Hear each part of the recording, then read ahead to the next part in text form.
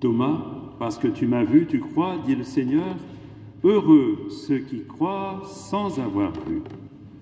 Alléluia, Alléluia, Alléluia, Alléluia, Alléluia, Alléluia, Alléluia, Alléluia, Alléluia.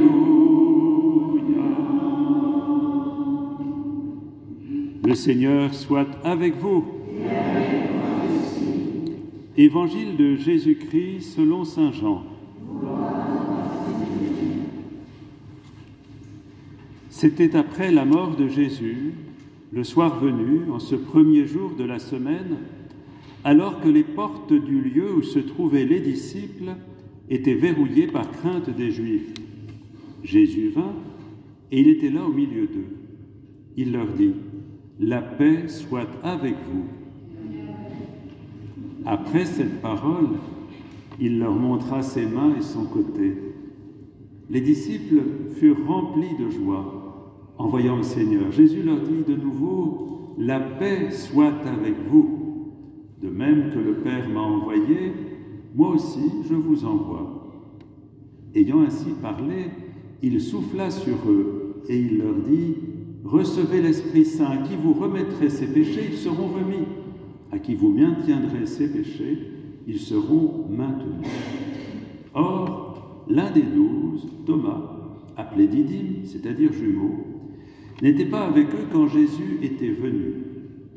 Les autres disciples lui disaient : « Nous avons vu le Seigneur. » Mais il leur déclara : « Si je ne vois pas dans ses mains la marque des clous, si je ne mets pas mon doigt dans la marque des clous, si je ne mets pas la main dans son côté, non, je ne croirai pas. » 8 jours plus tard, les disciples se trouvaient de nouveau dans la maison et Thomas était avec eux.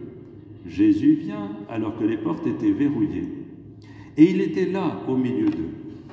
Il dit : « La paix soit avec vous. » Puis il dit à Thomas : « Avance ton doigt ici et vois mes mains.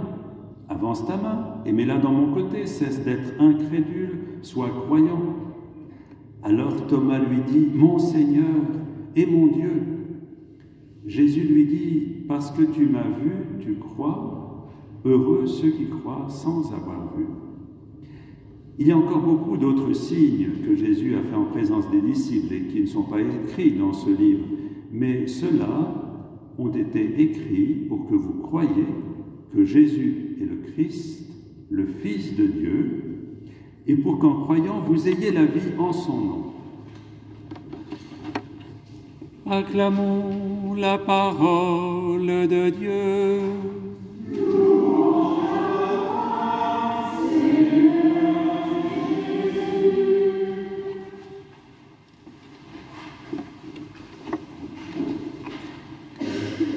Voilà ce cher Thomas. Heureusement qu'il est là. Heureusement qu'il est là parce que grâce à lui, nous avons la certitude que celui qui s'est présenté comme ressuscité était bien celui qu'ils avaient connu. Il fallait qu'il y ait ce témoignage qui passe par le doute et qui culmine dans une foi extraordinaire, mon Seigneur et mon Dieu, pour que l'Évangile arrive jusqu'à nous. Thomas, c'est l'indispensable, celui qui nous permet d'asseoir notre foi par-delà les doutes. Alors c'est intéressant parce que cet évangile est précédé immédiatement de l'épisode où Marie-Madeleine, d'abord incrédule aussi, quand elle rencontre celui qu'elle pense pour le jardinier, va elle aussi, sur une parole, avoir le cœur renversé, retourné. C'est un peu la même histoire. Il y a ce désir qui est chez Thomas, comme chez Marie-Madeleine, de retrouver celui qu'ils ont perdu. De le retenir. Vous vous souvenez, avec Marie-Madeleine, c'est « noli me tangere », ne me retiens pas. Et ici, il y a cette demande du Christ d'arriver à passer au-delà de ce qu'il voit pour croire. Et peut-être que dans nos vies aussi, on a des moments où c'est un peu les montagnes russes et où la foi, on a l'impression qu'on ne sent plus, qu'on ne voit plus. Et c'est à ce moment-là peut-être que cet évangile vient nous dire quelque chose d'essentiel. Parce qu'il ne faut pas s'accrocher, c'est Saint Jean de la Croix, je crois, qui dit qu'il ne faut pas s'accrocher aux grâces reçues. Parce que si on s'accroche, on reste dans le passé. Vous voyez, peut-être c'est ça qui explique un certain retour à des formes traditionnelles de la foi, en disant « Oh là là, tout fout le camp, alors on va se raccrocher à ce qu'on a connu et qui tenait. » Ce n'est pas le chemin. Et dans nos vies non plus, et dans notre vie, notre histoire de foi non plus. Ce n'est pas parce qu'il y a eu des grâces que le Seigneur n'a pas le droit de nous surprendre par d'autres grâces. Et si Thomas ou Marie-Madeleine restaient à ce Jésus qu'ils avaient connu avant, mais ils ne pourraient pas découvrir la grâce de la résurrection. Parce que c'est autre chose.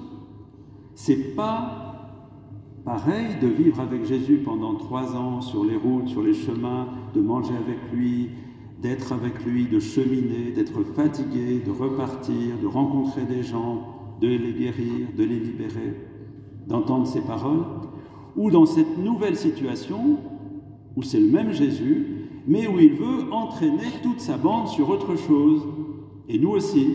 Et sur quoi? C'est ça qui est extraordinaire, c'est que le Seigneur, à partir de sa résurrection, j'en ai parlé à la vigile pascale déjà, il veut se rendre présent à chacun et chacune d'entre nous, à tout moment, dans tous les espaces, dans tous les temps, à chacun et chacune d'entre nous. Si le Christ reste uniquement la propriété de Thomas ou la propriété de Marie-Madeleine, mais il ne peut pas être à tout le monde. Alors, il va falloir faire ce basculement de découvrir une nouvelle présence du Christ. Et qu'est-ce que c'est que cette présence du Christ? C'est la présence d'un amour qui est disponible pour nous à tout instant, si on veut bien se rendre présent à lui, si on veut bien croire, même quand on ne voit pas, même quand peut-être notre foi nous semble un peu refroidie, eh bien, c'est de croire, Seigneur, tu es là, tu as envie de me rendre vivant de ta vie et tu peux le faire parce que tu es ressuscité.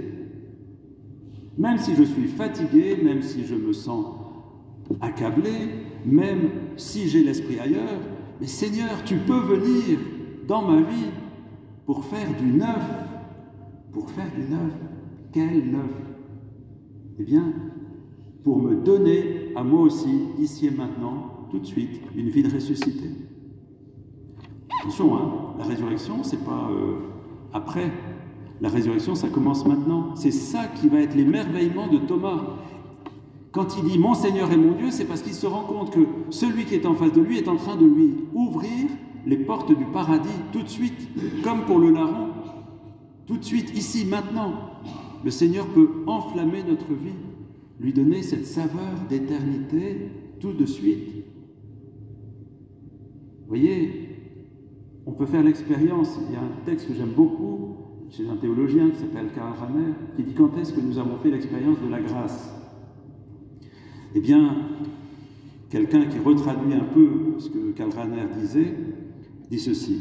« La joie qui nous saisit certains jours de désert, le désir de Dieu qui monte à plus intime de nous-mêmes alors que nous sommes dans la sécheresse, la charité que nous échangeons gratuitement, l'amour que nous partageons gratuitement avec les autres, gratuitement, même si nous n'éprouvons pas pour eux beaucoup de sympathie, le pardon sans réserve, ni attente de retour. Quand nous faisons cette expérience-là, nous devenons des ressuscités. Et c'est ça que le Christ nous communique, un amour qui va venir se saisir de notre patte pour nous rendre des témoins vivants.